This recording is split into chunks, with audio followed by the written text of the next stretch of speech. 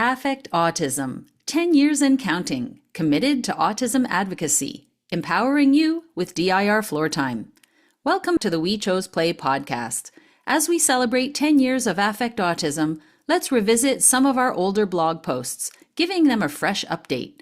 In this episode, you'll hear a renewed version with updated insights and new perspectives. Let's dive in. You're listening to the We Chose Play podcast from Affect Autism, where affect is the number one tool we use in supporting development through playful interactions. Floortime as a Family Approach, October 22nd, 2015. Most people who have heard about DIRFloortime probably think about getting down on the floor and playing with your child. But Floortime is so much more than that. Chapter 13 of Engaging Autism is entitled Floortime as a Family Approach. Dr. Greenspan makes such an obvious point that is overlooked in most approaches. A family with a child who requires extra support is really a family requiring extra support. Certainly we, and most other people I've met in our shoes, have willingly rearranged and changed our entire lives based on wanting to support our child in any way they need. Within the DIR model, Floortime also involves listing the strengths and weaknesses of each family member and determining how each affects the environment of the child in terms of the functional, emotional, developmental capacities. How we behave and cope with the stress of providing extra support to a child and all the accompanying challenges affects our child's ability to feel at ease and self-regulated, engage, communicate, and problem solve with us. The material in this chapter and in my DIR training was so insightful for me because as parents we experienced the frenzy of getting the diagnosis, then feeling the need to determine what would help support our child as soon as possible. In the carousel of therapies and services we received, there was no mention of the family. It was always about the child. And even when we discovered DIRFloortime and had coaches come to our place, we didn't think of it as a family approach. I took that as my opportunity to do the dishes and have time to myself. We hired the therapist to do DIRFloortime with our son.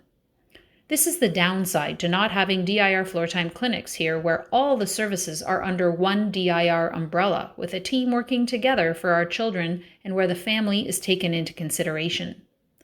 By looking at family patterns, a good therapist or even the families themselves can see how each member plays out with each other and with the child. There may be negative patterns at play that do not promote the best environment in which to promote the child's development. Dr. Greenspan's solution to a very complex problem is to work towards the strengths. Expert DIR therapists can coach the family members how to bring out the best in the child and in themselves. Dr. Greenspan explains it very well in this radio show, for which the transcript is linked. Working with family dynamics, turning challenges into constructive opportunities. The radio show link is there as well. This means being aware of your own weaknesses and not poking at your spouse's weaknesses. There needs to be a conscious effort to avoid the negative patterns in order to help the child. To achieve this benefit, though, families have to be willing to open up to therapists and be honest about family patterns that can be quite personal. The goal is to bring out the best, not just in your child, but in each other when working with your child and in everyday family interactions. And isn't this a great goal for any family, let alone a family with the extra challenges that come with caregivers raising a child who requires extra support? Whether it's one parent being too directive or another doing too much for the child instead of appropriately playfully challenging the child, the negative patterns can be consciously avoided with practice and coaching. Read the transcript from Dr. Greenspan's radio show, The Developmental Approach to Family Functioning, and there's a link. When I asked a very competent and experienced expert DIR trainer about why DIRFloortime hasn't been embraced more, the answer wasn't what I expected, but makes sense. The reply was that it's just a fact that many parents are unable to go to that emotional place you need to go to be available for your child, and thus ABA is easier for them. On page 172, Dr. Greenspan says, a child's progress with the DIRFloortime program requires parents who are emotionally very available. The heart of Floortime is the warmth and nurturing that you convey to your child, so they will want to play with you rather than retreat into their own world. Siblings should also be included in the mix by involving them in helping the child and showing them how they can contribute. Many families do come together and connect in order to help their child, but many other families are totally conflicted and bombarded by the diagnosis, competing with each other and arguing. This has been a challenge in our household to some extent, and we hope through the blog we can explore this topic in more detail with video examples so we can all learn together and share tips that help each other.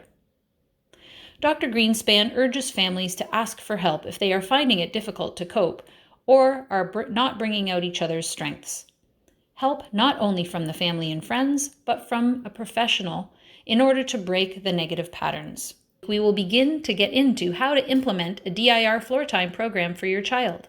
We will start with helping you understand your child's individual profile, which affects everything else in the DIR approach. Until next time, here's to choosing play and experiencing joy every day.